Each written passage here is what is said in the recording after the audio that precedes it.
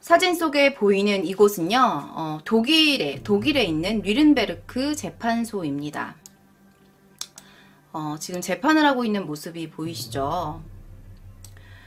유럽에서 제 세계 2차 대전이 끝난 후에 나치 전범들에 대한 재판이 진행되고 있는 모습이에요. 그래서 1945년 11월부터 1946년 10월에 걸친 역사적인 재판에 회부된 21명의 나치 전범 중에 12명이 이곳에서 사형 선고를 받게 됩니다. 이들에게는요, 평화와 인류에 위배되는 범죄를 저질렀다라는 제목이 부과되었습니다. 나치에 대한 심판의 목표는요, 바로 유대인에게 악질적인 행동을 한 동조자를 색출하여 처형하는 것이었습니다. 오늘 들려드릴 이야기는요, 그 악질적인 행동을 했었던 나치 가운데 있었던 죽음의 천사라고 불린 한 사람에 관한 이야기입니다. 이 사람의 이름은요, 요제프 맹겔레입니다. 1911년에 성공한 사업가의 삼형제 중에 장남으로 태어났어요.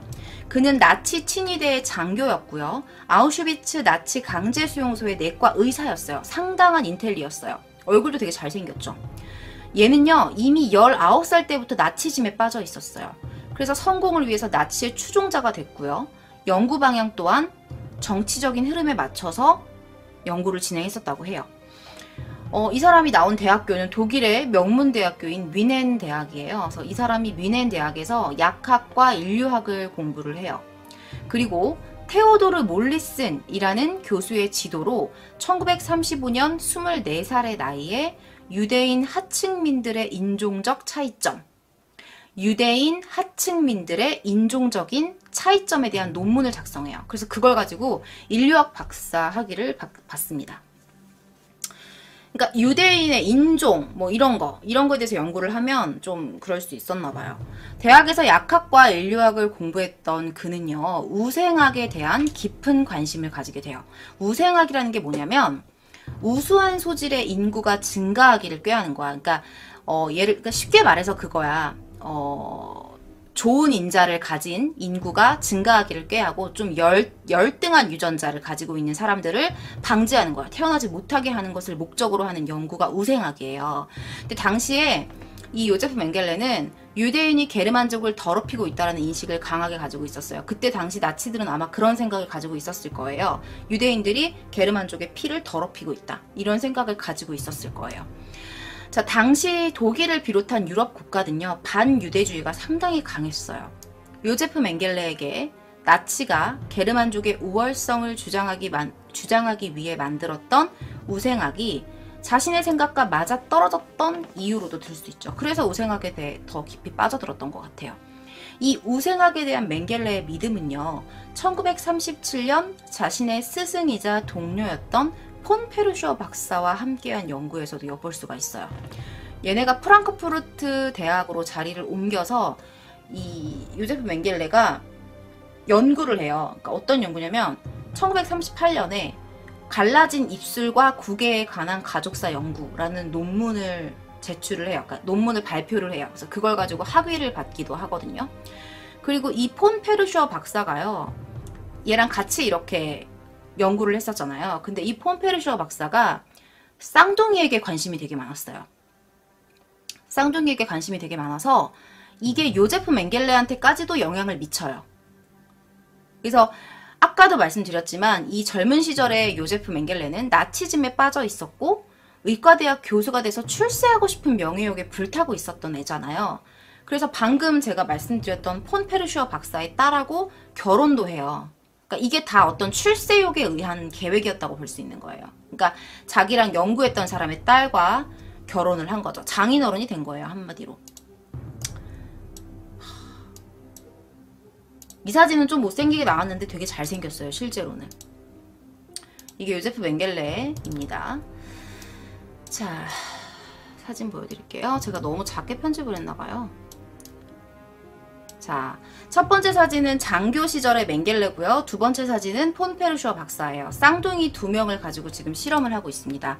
자, 결국 요제프 맹겔레는 1937년에 나치의 당원이 되고요. 그 다음 해 친위대에 소속이 됩니다. 그리고 1943년에 아우슈비츠 강제수용소 집시캠프에 의무관으로 임명됩니다. 여러분, 아우슈비츠 강제수용소가 얼마나 끔찍했던 학살 장소였는지 여러분 아시죠? 이 폰 페르쇼 박사는요, 인종청소과학자라고도 불려요. 이 폰 페르쇼 박사는요, 훗날 카이저 빌헬름 우생학 연구소라는 연구소가 있는데요. 그 연구소의 소장이 돼요. 그래서 뭘 하냐면 아우슈비츠에 있는 요제프 맹겔레한테 막 연구를 요구해요. 야, 너 이거 연구해서 나한테 결과 보내. 이거 연구해서 나한테 보내.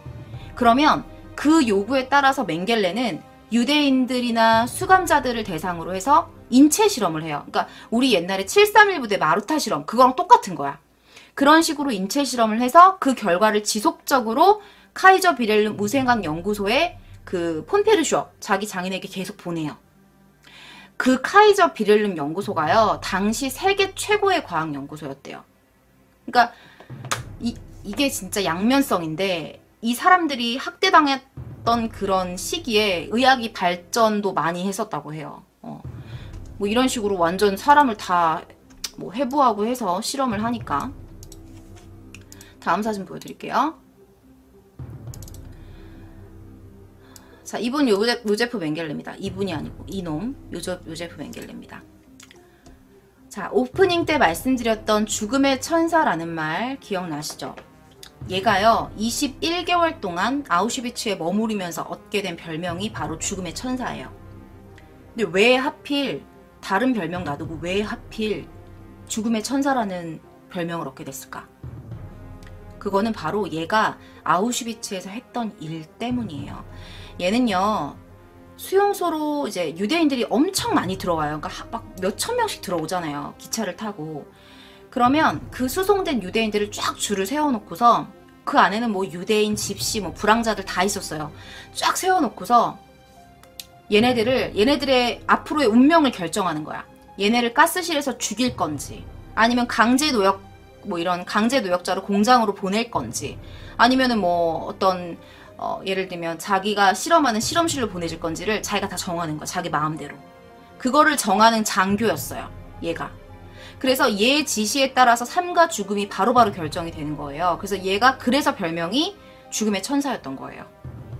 그리고 아까 말씀드렸던 것처럼 나치 연구소에서 필요로 하는 인간 생체 실험을 직접적으로 실시를 해서 그 결과를 연구소로 보내기도 했습니다. 자, 새로운 사람을 한 명 보여드릴게요. 자, 이 사람은요, 여기다 약간 놓을게요. 자, 이 사람의 이름은요, 얘가 당시에 그 맹겔레, 지금부터 맹겔레라고 할게요. 맹겔레의 조수였던 유대인이에요. 그러니까 이 사람이 원래는 유대인 의사였거든요. 근데 이제 나치 정부가 권력을 쥐면서 뭐 말 좋아 조수지 뭐 사실은 노예죠. 그쵸? 근데 이 사람이 이렇게 말해요. 맹겔레가 죄수들 중에서 실험 대상을 선별하거나 뭐 이렇게 어디로 가 이런 거 하는 모습이 마치 오케스트라 지휘자 같은 활기찬 표정이었대요. 그 사람들한테는 자기의 생명이 걸린 일이잖아요. 물론 어디로 가든 불행하겠지만, 근데 그거를 자기가 결정하면서 그 지휘본 같은 걸 가지고 했대요. 근데 그 표정이 너무 밝은 거야. 그래서 그걸 보고서 저는 미친놈이다. 완전 미친놈이다. 미친 게 틀림없어. 이런 생각을 했었다고 해요. 대단한 놈이지? 당시에 이제 스승이었던 그 폰 페르쇼 박사 있죠? 아까 보셨죠? 당시 스승이었던 폰 페르쇼의 영향으로 인해서 쌍둥이에 관심이 많았던 요제프 맹겔레는요, 노동 능력이 없어서 가스실로 가게 될 아이들을 골라요. 여러분, 가스실로 간다는 거, 가스실로 간다는 거는 죽는 거예요. 근데 그 가스실로 갈 애들 중에서 몇 명을 골라요. 그래서 걔네들한테 되게 좋은 시설에서 좋은 음식을 주면서 생활하게 만들어요. 그럼 애들이 당장 좋아하겠지. 먹을 것도 없는 가운데 이게 깨끗한 곳에서 맛있는 걸 주니까 너무너무 좋아하는 거야. 그리고 그 중에 쌍둥이들이 발견되면 걔네들한테는 더 잘해줘. 그리고 걔네들은 또 다른 한쪽 수용소로 따로 모아. 쌍둥이들만. 얘가 쌍둥이에 관심이 많다고 했잖아. 이렇게 모인 쌍둥이들한테 특별하게 친절하게 대했대요. 더 예뻐해주고, 이 애들보다 더 예뻐해주고 친절하게 이거 먹어, 여기서 쉬어 이러면서. 그래서 아무것도 모르는 그 순진한 애들은요, 이 아저씨를 친절한 요제프 아저씨, 아저씨 너무 친절해 이렇게 불렀대요. 그래서 늘 친절한 요제프 아저씨 이렇게 불렀다고 해요. 요제프 맹겔레가요, 오늘날 기억하기에도 끔찍한 인물로 남아있는 가장 큰 이유가 뭐냐면, 얘가 아우슈비츠에서 상당히 비인간적인 의학 실험들을 많이 합니다. 의학 실험이라고 하기도 그렇지만 실험을 상당히 많이 해요. 지금부터 제가 보여드리는 게 좀 다소 뭐 개별적인 차이겠지만 좀 잔인한 사진들이 포함이 될 수도 있어요. 네, 일단 보여드릴게요. 일단 시간 순서대로 되어 있는 건 아니고요. 그냥 제가 무작위로 가지고 온 사진들을 지금부터 보여드리도록 하겠습니다. 제가 지금 또 캠이 꺼질까봐 상당히 무서운데, 자, 이 사진. 자, 이거는 바로 뭘 한 거냐면요, 요제프 맹겔레가 고저압 실험이라는 걸 한 거예요. 고저압 실험. 인간이 얼마나 버틸 수 있는지를 실험을 하고 싶었던 그는요, 고압과 저압을 실험하고자 수용자들을 고압실, 저압실에 반복해서 집어넣어요. 그래서 그걸 측정해요. 이것 때문에 수많은 사람들이 사망하거나 평생 동안 고칠 수 없는 장애를 가지고 살게 됩니다. 부작용도 심각했어요. 그리고요, 얘는 사람의 눈동자 색깔이 화학물질을 통해서 변할 수 있는지를 알아보기 위해서 쌍둥이의 눈에다가요, 화학물질을 주사를 해요. 그러니까 주사기로 여기다 색깔을 집어넣는 거야. 이거 미친 거 아니야? 이건 상식적으로 안 되지 않냐? 맞나요? 그러니까 파란 눈동자를 만들려고 눈에다가 파란색 물감을 집어넣는 거야. 그래서 야 진짜 얘들아, 물감을 주입한다고 색깔이 변할 것 같으면 누구나 자기 마음대로 눈동자 색깔을 바꿀 거 아니야. 요즘에 누가 렌즈를 끼겠어? 오늘은 빨간 눈, 빨간 거 찍, 파란 거 찍. 이게 말이 안 되잖아. 애초부터 이건 상식에서 벗어난 정신 나간 실험이었던 거예요. 근데요, 여러분, 이런 것들이 다 뭐냐면 일종의, 그러니까 그 궁극적인 목적은 인종을 바꾸기 위한 실험이었다는 거예요. 얘네들은 자꾸 인종, 이 유대인 인종을 어떻게 막 갈아엎고 싶고 개량하고 싶고 막 인종을 말살시키고 싶고, 이게 항상 이 나치들의 머릿속에는 박혀 있었던 거예요. 그리고 마취 없이요, 발치를 해요. 이빨을 뽑아요. 뽑거나 늑골을 그냥 뼈를 뽑는 거야. 그러니까 이런 잔인한 외과적 실험도 정말 서슴지 않았다고 합니다. 이게 다 얘가 한 짓이요. 요제프 맹겔레. 얼굴 하나 띄워드릴게요. 누가 이 짓을 했는지를 알아야 되기 때문에. 이놈이 그런 짓을 다 한 거예요. 이놈이. 나쁜 놈이. 못생겼다. 잘생기고 뭐 잘생겨. 취소. 자, 그 다음에 또 어떤 실험이 있었냐면, 여러분 모기가 말라리아균을 전파하는 거 알고 계시죠? 그래서 모기가 말라리아를 전파한다는 거를 보고서 궁금증이 생긴 거예요. 그래서 수감자에게 말라리아를 전염을 시켜요. 그리고 세균을 주사해요. 그래서 그러니까 세균을 일단 몸에 침투를 시키는 거야. 그리고 나서 이거 내가 치료해 줄게. 그 치료한다는 명목으로 온갖 화학물을 다 집어넣어요.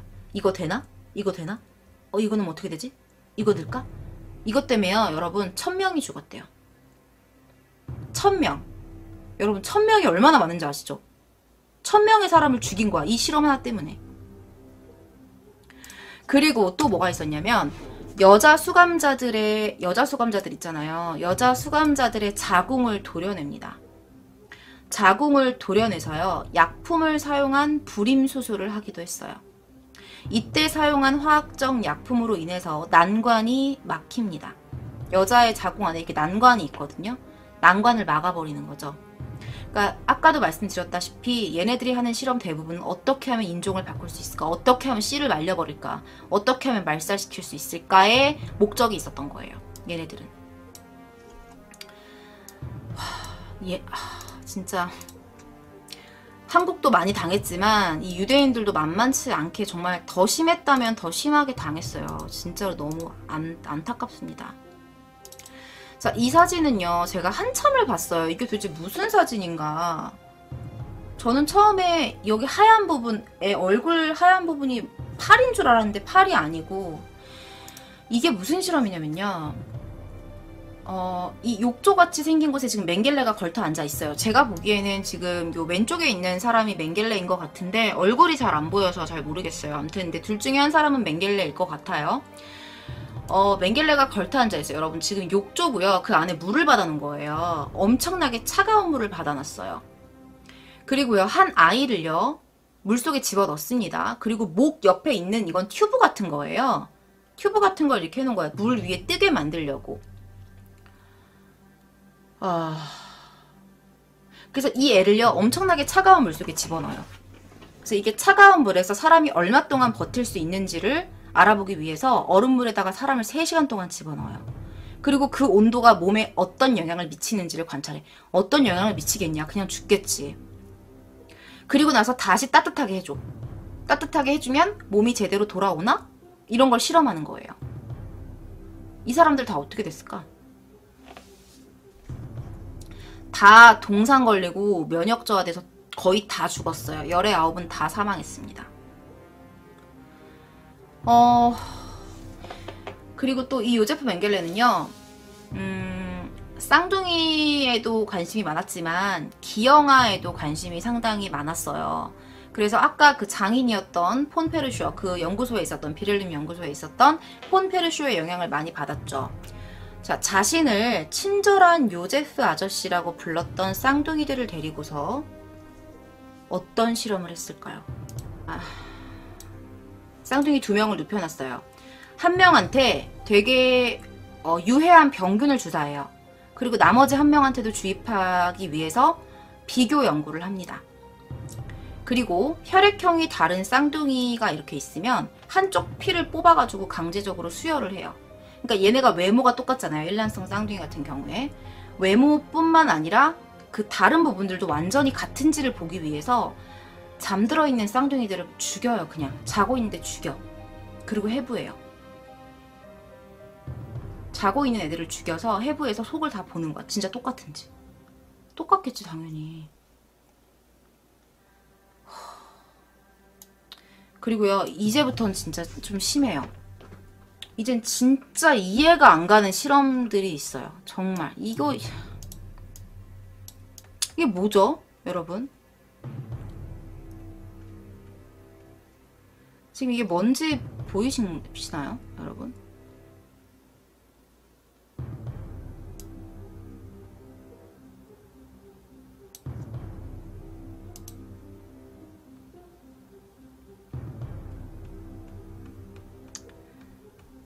이게 샴쌍둥이 같죠?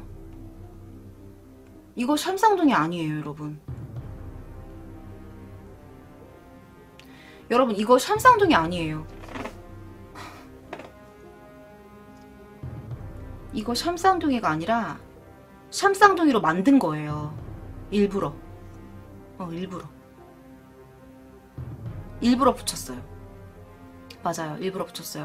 설마 그럴 리 없다고 생각하는데 진짜 그랬어요. 자, 지금 보이시는 사진을 보면요. 여러분들 샴쌍둥이 떠올리시죠? 근데 얘네는 원래 그냥 정상적인 일반적인 쌍둥이에요. 멀쩡했던 애들을 잘라서 샴쌍둥이로 꿰매서 만든 거야. 인위적으로 접합을 한 거예요. 그래서 이렇게 해서 얘네들이 살 수 있을까? 생존할 수 있나? 얼마나 살 수 있지? 그걸 실험한 거예요. 미친 거 아니야? 당연히 죽었죠. 다 죽었어요, 이 애들. 어떻게 살아요?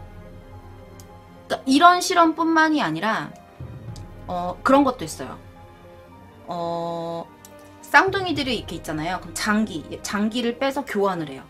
교환해서 살아남나? 이런 거. 그러니까 살 수 있나? 이게 궁금한 거야. 장기를 교환을 하거나 또는 여러분 이란성 쌍둥이 중에 성별이 다른 쌍둥이 있잖아요. 남녀 쌍둥이 아시죠? 남녀 쌍둥이가 있으면요. 그들의 생식기를 교체하는 수술을 합니다. 남자의 생식기를 여자한테 접합을 시키고 여자의 생식기를 남자한테 접합을 시키는 거죠.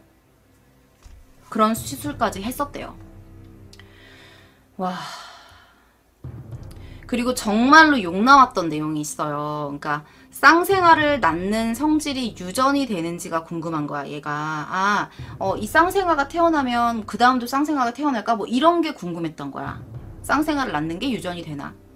그래서요, 무슨 짓을 하냐면 남녀 쌍둥이 있잖아요. 남녀 쌍둥이인데 내가 봤을 땐 좀 약간 2차 성징이 있는 아이들인 것 같아요. 그 2차 성징이 있는 남녀 쌍둥이에게 강제로 성관계를 하게끔 만들어요. 임신을 시키려고. 쌍둥이가 태어나나 안 태어나나 보려고.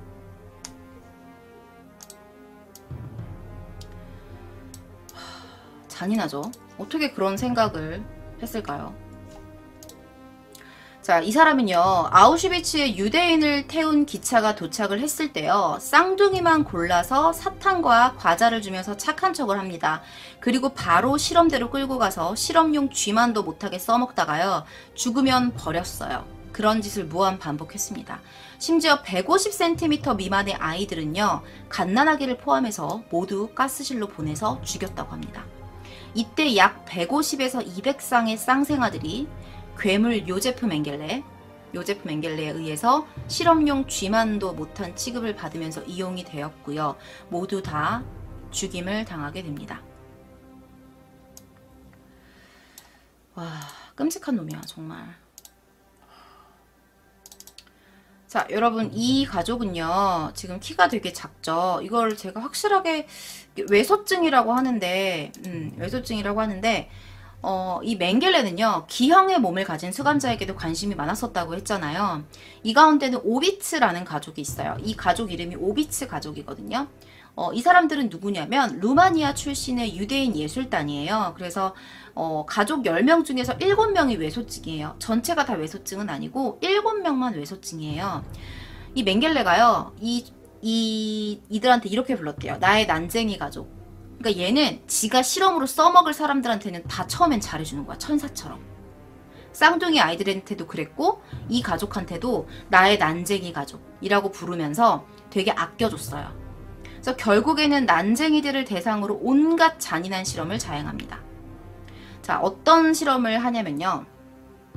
이게 유전병이잖아요. 유전병. 그렇기 때문에 유전병의 원인을 찾기 위해서 발치를 해요. 발치를 하고 골수를 뽑아요. 골수를 뽑아요. 그리고 귀에다가 뜨거운 물이랑 차가운 물을 집어넣거나 눈에다가 화학물질을 넣기도 해요. 결국 그 사람들은 실명했어요. 그리고 당시에 18개월이었던 신숀 오비츠라는 아이는요, 정상인 부모 밑에서 태어났는데 외소증으로 태어났어요. 그러니까 유전인자가 있었던 거죠. 그래서 걔는 그 이후로 귀와 손가락에서 피가 뽑히고 실험에 사용이 됐습니다. 자, 오비츠 가족만으로도 외소증 사람은 충분하다고 생각했어요. 그러니까 얘네가 온 가족이 외소증이니까 내가 외소증 연구하기에는 이 실험용 쥐들이 충분히 많아. 이렇게 생각한 거예요. 그래서 그 이후에요, 외소증 환자가 2명이 더 들어와요. 그럼 자기가 실험으로 사용하지 않을 거면 그냥 놔두면 되잖아. 근데 필요 없다는 이유로 죽여요. 그 2명의 외소증 환자를 죽여요. 그리고 삶아요. 삶아서 뼈만 발라내서 전시를 하기도 했다고 합니다. 이게 무슨 사이코 같은 짓이야. 전시를 왜 해?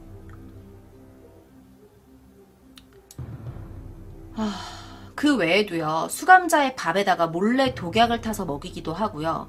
바닷물을 식수로 만들기 위해서 화학 처리를 한 뒤에 수감자들에게 지속적으로 먹여서 과정을 관찰하고 연구하기도 했다고 합니다. 결국 그들은 자신의 몸에 무엇이 들어갔고 본인이 무엇을 먹었는지도 모른 채로 고통 속에 몸부림치다가 죽음에 이르게 되는 것이죠. 내가 뭘 먹었는지도 몰라요. 내가 왜 지금 이렇게 아프지? 내가 뭘 먹었길래, 이거 아무것도 모르고 그냥 죽어가기 시작한 거죠. 이런 끔찍한 짓을 했다고 합니다, 이 사람이. 자, 지금 보이는 이 사진은요, 뭐냐면요, 아우슈비츠에서 생존한 아이들이에요. 이곳에서 맹겔레는요, 직접 아이들의 머리에 총을 쏴서 죽이기도 했어요. 하룻밤 사이에 14쌍의 쌍둥이를 살해하기도 했습니다. 결국 아우슈비츠 수용소에서 맹겔레의 실험에 이용된 쌍둥이만 자그마치 1,500쌍이고요. 그 중에 살아남은 쌍둥이는 100쌍도 안 된다고 해요. 그 이외에도요. 수용소 탈출을 시도했던 소년 300명을 잡아다가 눈 하나도 깜짝하지 않고 휘발유를 끼얹어서 산채로 태워 죽여요. 300명을 그냥 태워 죽여요. 그리고 너무 많아. 너무 많아서 내가 너무 많아서 정리하기 힘들었다. 그리고 여성들만 이렇게 따로 모아놨던 수용소가 있었대요. 그래서 그 여성 수용소에서 벼룩이 발생한 거야. 그러니까 씻지도 못하고 비위생적이니까 벼룩이 당연히 생기잖아. 근데 그 벼룩을 잡으려고 750명의 수용자들을 다 가스실로 쳐넣어서 죽입니다. 무슨 살균 세탁하듯이. 그러니까 사람들이 맨날, 그러니까 매일매일 사람들이 통째로 죽어나가는 거야. 막 몇백 명씩 맨날 죽는 거야. 그러니까 이런 걸 맨날 보니까 겁에 질린 거야. 그래서 감히 폭동을 일으킬 생각은 못해요. 그러니까 도망가다가도 총으로 다 맞아 죽고 막 휘발유 끼얹어서 태워 죽고 막 이러니까 감히 폭동을 일으킬 생각을 했을까? 유대인이 그렇게 많았는데도 그럴 생각을 하지 못했다는 거죠. 이 한 놈이 그렇게 많은 짓을 했어. 원래 악마였을까? 이 사람은? 참 이런 사진들 보면, 이런 사람들 보면 참 궁금해. 원래 악마로 태어났을까? 이런 전쟁에 어떤 배경이 없었다면 이 사람은 어떻게 살았을까? 자, 이 사진 보이시죠? 자, 전쟁이 끝나고 나서요. 얘는 남미로 도망가요. 전범이니까. 그리고 수십 년 동안 가짜 이름으로 살아요. 얘가 가짜 이름으로 살면서 뭘 하냐면 농부 행세를 해. 농사를 지어. 농사를 짓기도 하고 재혼까지 한다? 결혼도 해. 그래서 그 추적을 피해서 이 나라 저 나라 도망을 다녀요. 여기 갔다 저기 갔다 얘를 잡으려고 난리가 났지 지금. 그러다가 결국에는 브라질에 정착을 합니다. 브라질에 정착을 해요. 자, 그는요 브라질에 정착을 해서 아들과 아내한테 편지를 쓰기도 했어요. 근데 그 편지에는 뭐 되게 일상적인 것들, 뭐 예를 들면 나 오늘 아침에 일어나서 내가 자주 가는 독일 빵집에 빵을 사 먹으러 갔어. 나는 이 시간이 나의 유일한 기쁨이야. 이런 말을 적는 거예요. 그러니까 내가 옛날에 누구를 죽였고 이런 거에 대한 뉘우침은 전혀, 전쟁에 대한 얘기는 한 줄도 없는 거야. 그리고 아들한테 이런 말을 했대. 아들아, 나는 결코 네 앞에 부끄러운 짓을 한 적이 없다. 아들한테는 그렇게 말을 했다고 해요. 그 와중에도 계속해서 맹겔레에 대한 추적은 이어지고 있었어요. 결국에 맹겔레의 아들과 아내가요, 그가 살아있다고 증언을 합니다. 살아있다고 증언을 하면서 추적이 시작이 됐고요. 행방이 확인돼요.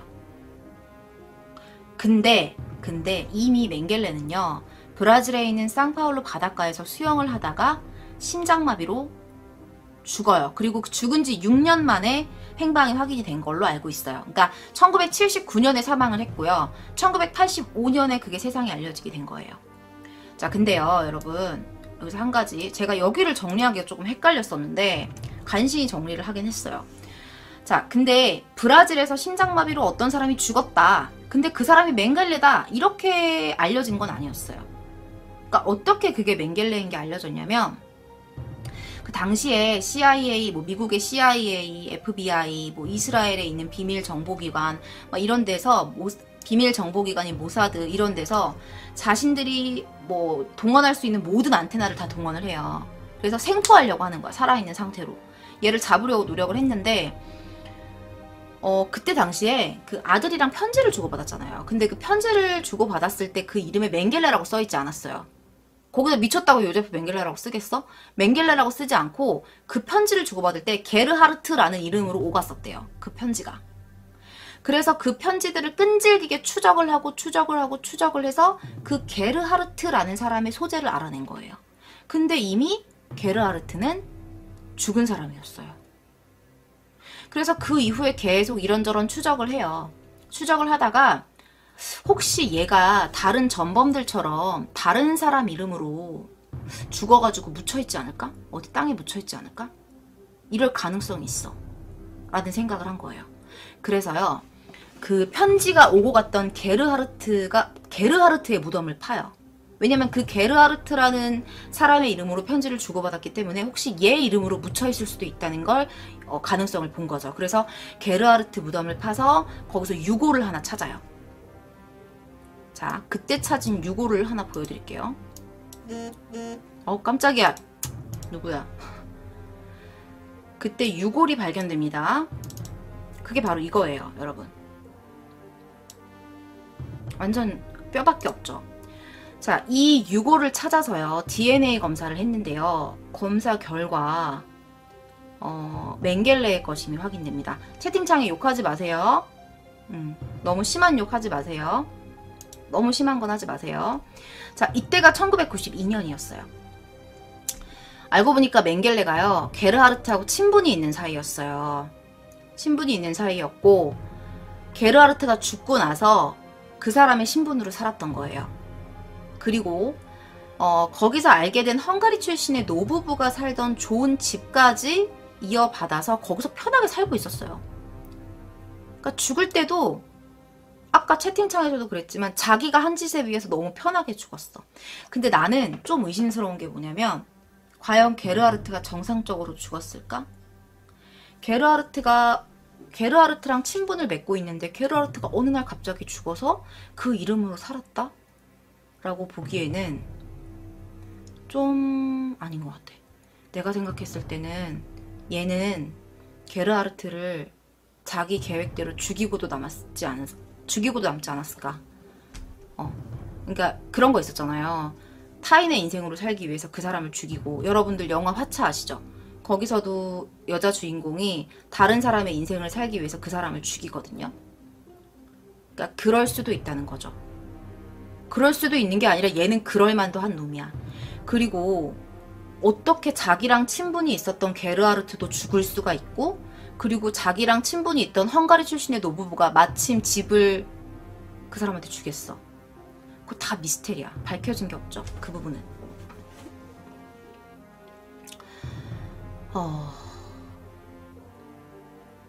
충분히 그럴 가능성이 있다고 생각을 합니다. 얘는 그러고도 남아요. 자, 이제 이 꼴보기 싫은 얼굴을 지워버리겠습니다. 자, 포스터 하나를 보여드릴게요. 자, 죽음의 천사라는 영화가 있어요, 여러분. 지금 이 왼쪽에 있는 사람이 요제프 맹겔레를 모델로 한 인물입니다. 자, 이 영화는요, 요제프 맹겔레가 1949년에 도피 생활을 하고 있을 때 실화를 그려낸 영화라고 해요. 그러니까 도피 당시에 가명으로 숨어 지내면서 끔찍한 실험을 계속했대요, 얘가. 그러니까 도망 다니는 와중에도 계속 실험을 했었대요. 근데 이게 저는 이거를 실화라고 이제 이 영화 소개해서 봤는데 이게 진짜 실화인지 찾아봤거든요. 이런 일이 정말 있었는지. 근데 사실 걔가 도피를 했을 때 실험을 했다 안 했다 이거에 대한 자료가 없었어요. 근데 일단 실화라고 해서 가지고 왔거든요. 그 맹겔레를 모델로 한 영화니까 기회가 되시면 꼭 한번 보시길 바랍니다. 19세? 이거 19세 아닐 건데? 한번 검색을 한번 해보세요. 보실 수 있을 거예요. 요새는 19세여도 솔직히 다운받아서 다 보잖아요, 여러분들. 잔인한 놈. 자, 아우슈비츠 수용소에서 고통스럽게 죽어간 사람은요, 약 400만 명에 달해요. 살아 돌아온 사람은요, 1만 명도 안 돼요. 7,650명 정도가 살아 돌아왔다고 합니다. 나치 전범들은요, 희생자의 머리카락으로 카펫을 짰고요, 뼈를 갈아서 골분 비료로 쓰기도 했습니다. 배고픔에 지쳐있던 그들은요, 음식을 조금이라도 더 먹고 싶은 마음에 맹겔레의 실험에 자원하기도 했습니다. 제가 실험 대상이 될게요. 그러면 조금 혜택을 줬나봐요. 유태인 엄마들은요, 혹시라도 자신의 아이가 건강해 보이지 않으면 맹겔레에 의해서 가스실로 끌려가서 죽음을 당할 것 같으니까, 그러니까 실험하는 거나 뭐 노동의 가치가 없다 그럼 다 죽여요. 그냥 쓰레기 버리듯이. 그러니까 그게 무서워서 검열할 때 일부러 애 볼을 막 꼬집어요, 엄마들이. 볼을 막 꼬집어서 혈색이 돌아 보이게 만들기도 했었대요. 뭐 이렇게 때리거나 여기를 막 꼬집으면 빨개지잖아. 그러면 좀 애가 혈색이 돌아 보이면 죽이지 않을 거 아니야. 그러니까 조금이라도 목숨을 연명하기 위해서 그런 짓을 했대요. 엄마가. 너무 가슴 아프잖아요. 진짜.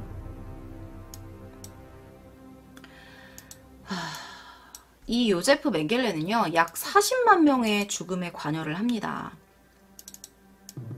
미안. 다시 띄울게요. 40만 명의 죽음에 관여한 것으로 알려지는 죽음의 천사 요제프 맹겔레. 얘는요. 끝까지 자신의 행위를 반성하지 않았어요. 아, 유대인들 어차피 죽을 운명들인데 내가 이 나라를 위해서, 내가 의학의 발전을 위해서, 내 출세를 위해서 사용했는데 그게 왜 문제야? 라고 반문했다고 합니다. 아우슈비츠의 죽음의 천사 요제프 맹겔레였습니다.